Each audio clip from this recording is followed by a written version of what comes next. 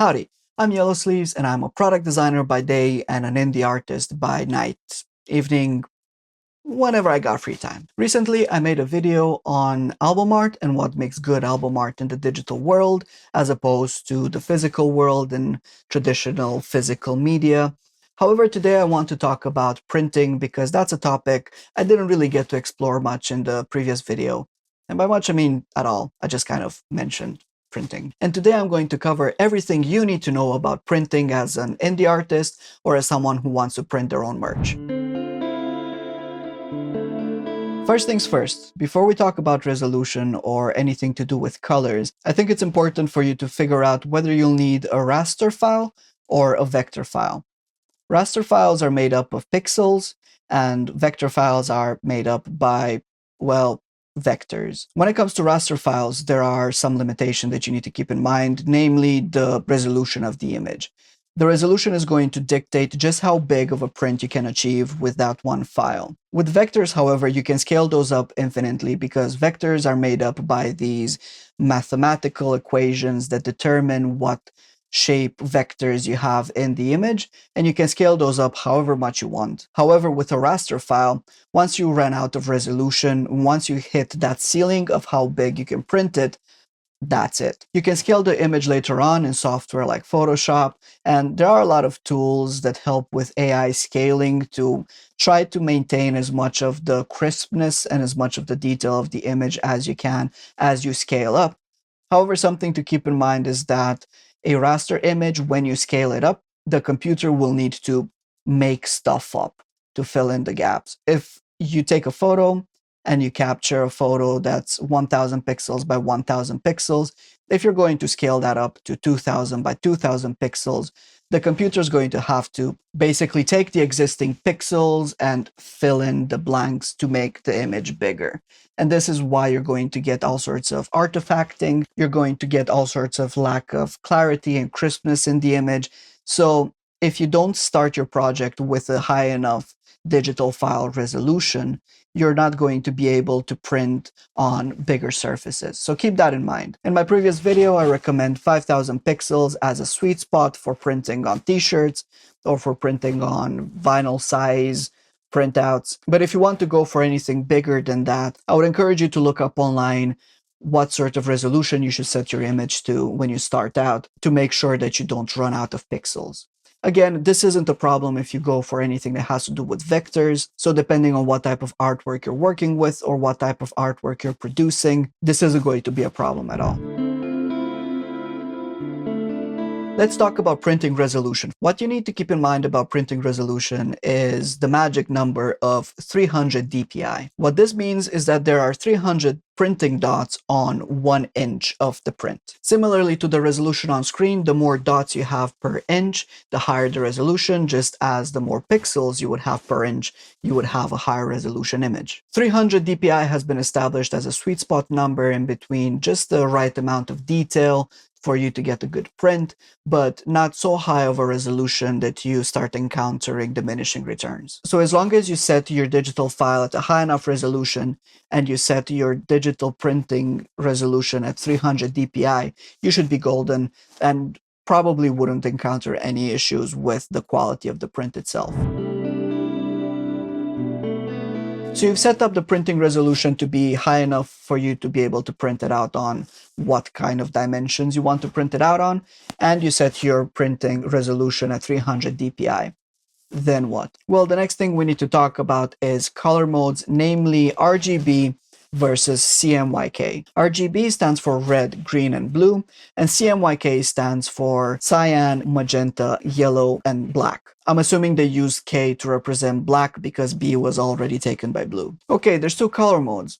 What's the difference? The main difference between CMYK and RGB is the fact that RGB refers to light and CMYK refers to ink. When combining red light, green light, and blue light, you can get up to 16 plus million different color combinations. However, when you combine cyan, yellow, magenta, and black ink, you can only get up to 16,000 different color combinations. There's this really good image with two cats that, beyond just being very, very cute, also illustrates what the difference between CMYK and RGB is when it comes to printing. As you can see, the RGB cat is a lot more saturated with a lot more vibrant colors than the cat that is in CMYK. And this is exactly the results you might be getting if you try to print a RGB color mode file out of a printer. So if you take an RGB file and you print it out, that RGB file might contain a lot of different colors that the printer can't actually print because of the different color limitations that come from the ink combination possibilities. This is why oftentimes you can get really unpredictable results if you take an RGB file and you print it. The colors are going to be looking either very different or different-ish, depending on how many of the colors in your RGB file are part of those 16,000 colors that the printer can actually print. This is why I would recommend from the get-go, whenever you start a new file that you intend to print, you should be setting it to CMYK rather than keeping it in RGB. If you open up Photoshop, for example, in an RGB file, if you have a look at the color picker is going to tell you whether or not the color that you chose can be printed or not, with a little warning icon under the color. I probably wouldn't recommend you go around and see which colors you can print and which colors you can't. This is where the color modes come in. If you're going to select CMYK as your color mode, you're only going to be limited to the CMYK palette, and none of the colors you select are going to go outside of what can actually be printed. That way, the results that you're going to get out of the printer are going to be as close to the results that you see on screen as possible. I'm going to show you at the end of this video how I take an RGB file, convert it to CMYK, and then tweak the colors a little bit to get something as close to what I had in RGB as I can and replicate that in the CMYK color mode. But going back to getting a print that's as close to what you see on your monitor as possible, we need to talk about monitor calibration. I think monitor calibration is very important. However, I appreciate that monitor calibrating devices are pretty expensive and you might not have access to one. The thing is though, with a poorly calibrated monitor, you might get an image that looks brilliant on the one screen that you're working on, but might look really different on different screens, and potentially even more different than that when you print that file out. So to combat that, we have these little monitor calibrating devices that make sure that what you see on screen is as accurate as possible.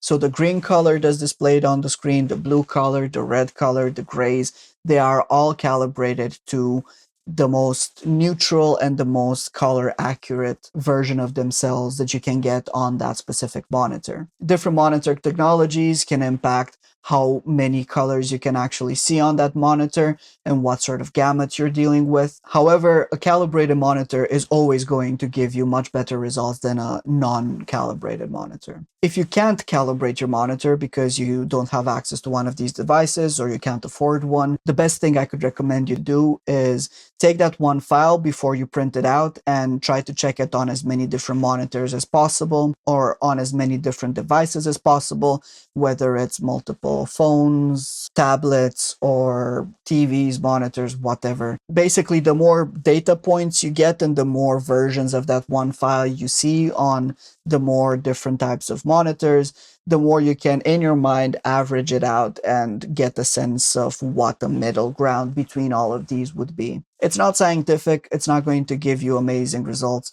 but to be honest, that's probably the best thing you can do. One more thing to keep in mind is the fact that the backlight or the color of the LEDs of the monitors that you're looking at the image through, they're all going to impact your perception of what the image actually looks like. The monitor brightness, the monitor contrast, they're all going to impact what the image is going to look like. So there's always going to be a level of uncertainty when it comes to whether or not what you see on the screen is going to transfer accurately on a printed physical medium.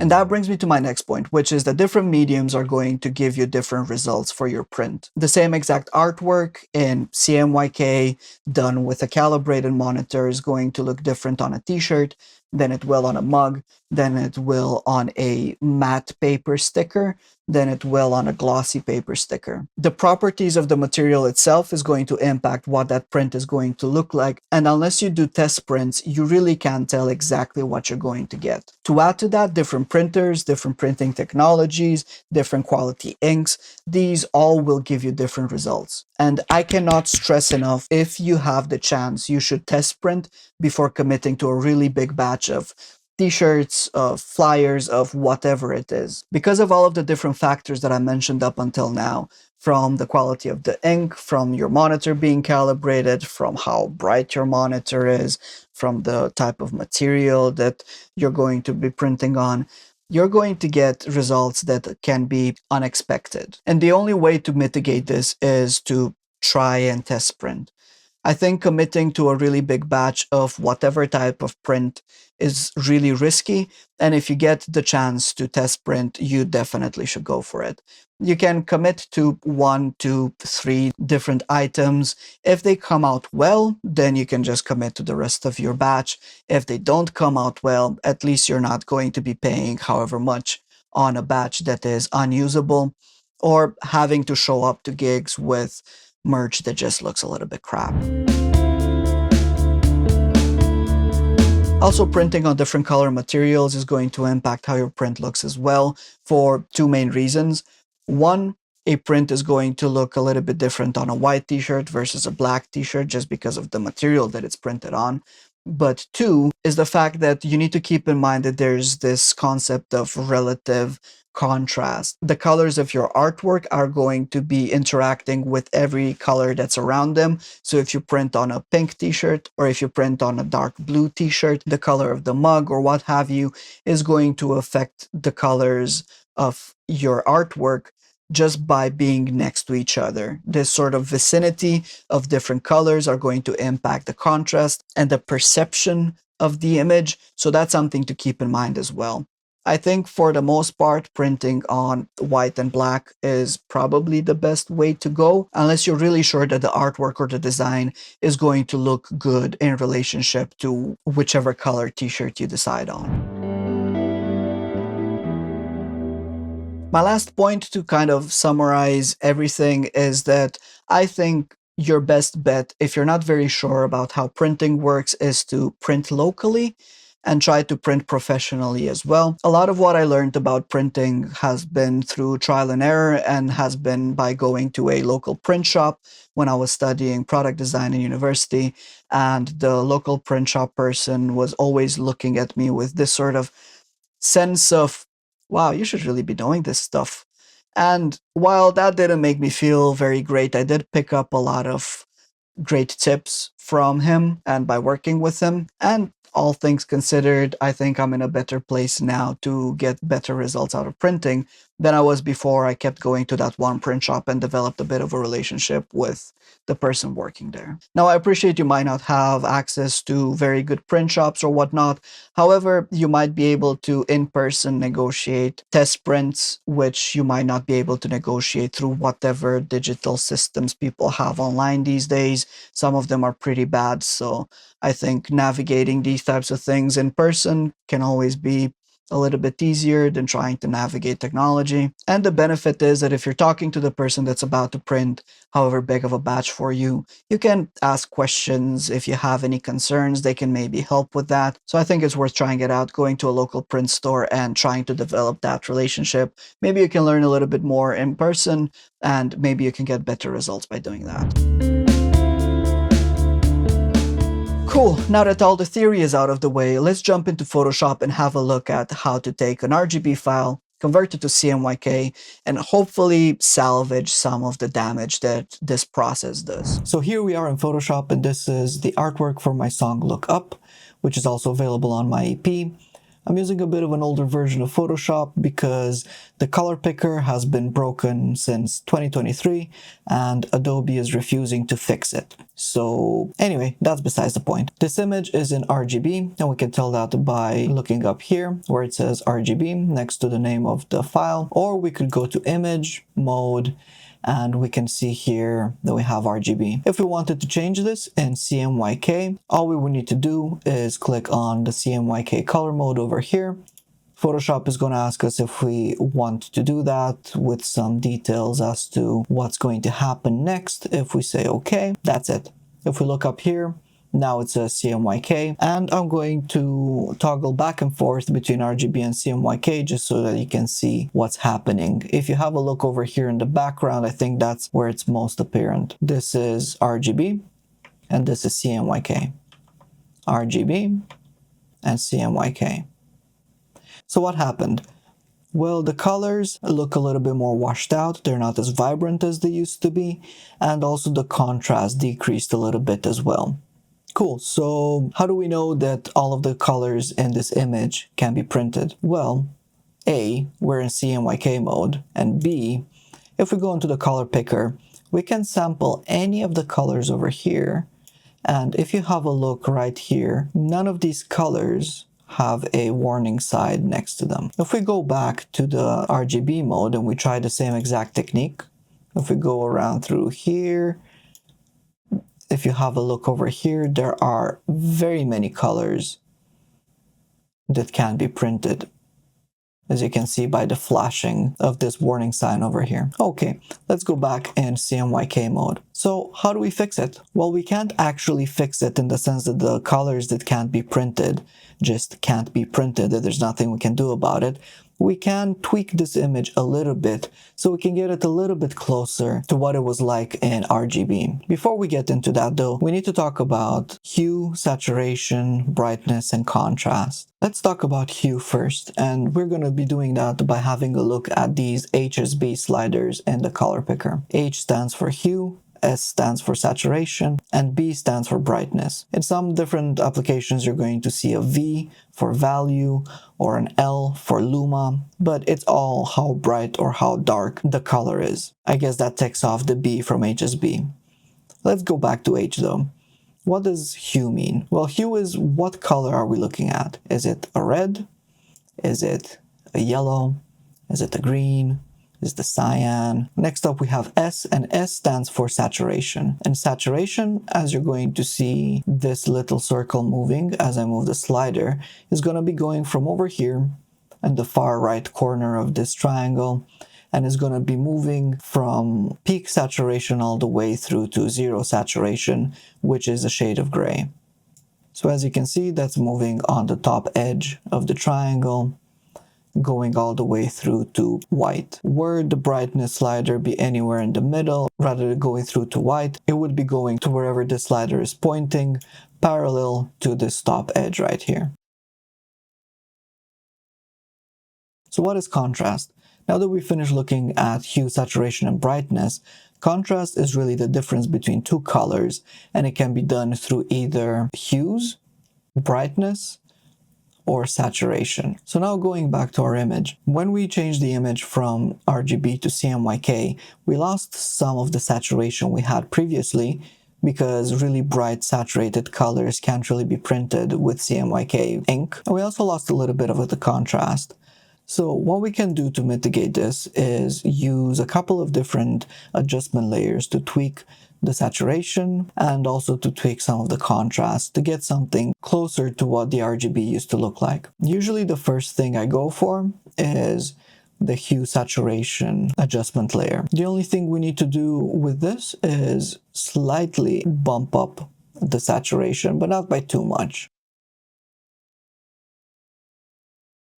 I think +8 looks good to my eye. Next up, we're going to just slightly touch brightness and contrast. Typically, I tend to increase the contrast first by a little bit, and then decrease the saturation just a tiny bit to compensate. And now let's compare this to what we had previously.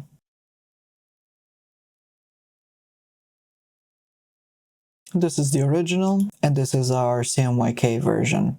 To me, it looks like the original is just slightly brighter. So maybe we can bring this brightness back to 0. Let's see now.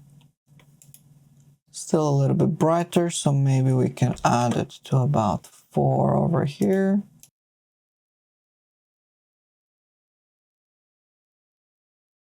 Doesn't seem to be doing a whole lot, so I think that is really the limitation that we have to work with over here.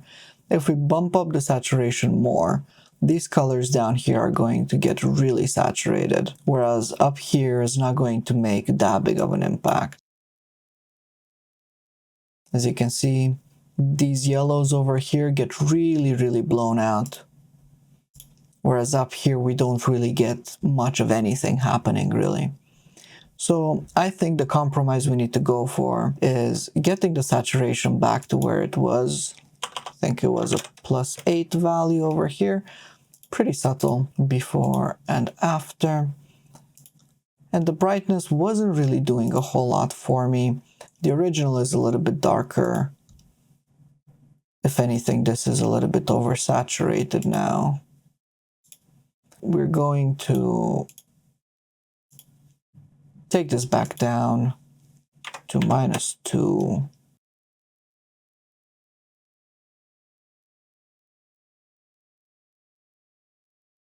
And maybe move the contrast to about 8 instead. Before, after, these are all really subtle tweaks, and that's something you need to be prepared for. You need to make all of these really subtle tweaks that together cumulatively are going to push your artwork in the correct direction. You're not going to get it exactly like it used to look like in RGB, that's for sure, but the difference is pretty subtle. So yeah, I think we can just leave it over here. As you've seen, there's a lot of exploration, there's a lot of push and pull, there's a lot of little decisions that you need to make. Overall, is it worth it? Maybe. Again, you need to work on a calibrated monitor. I just calibrated my monitor a couple of days ago, so it should be in a reasonably good place. I'm not working on an extremely accurate monitor, so that is a limitation that you need to be aware of. But I think for the most part, now I minimize some of the variables that I would have to deal with when printing this file on a t-shirt or on a hoodie. And previously I may have gotten results that could have been a whole lot more unpredictable. At least now I kind of know what to expect, and I'm very much in favor of the devil you know, rather than dealing with the unexpected. All right, that's it for today. Thank you very much for watching. Hopefully this was informative. If you have any questions at all about printing, just feel free to ask them in the comments section, and I'm more than happy to get back to you. If you've not seen the first part of this little series about artwork for indie artists, you can watch that video up here. And if you're interested in more indie music related content, such as gear breakdowns, song breakdowns, all sorts of videos about artwork that goes on merch or is created specifically for music releases, please consider subscribing, as that's the type of content I primarily create. And until next time, have a good one.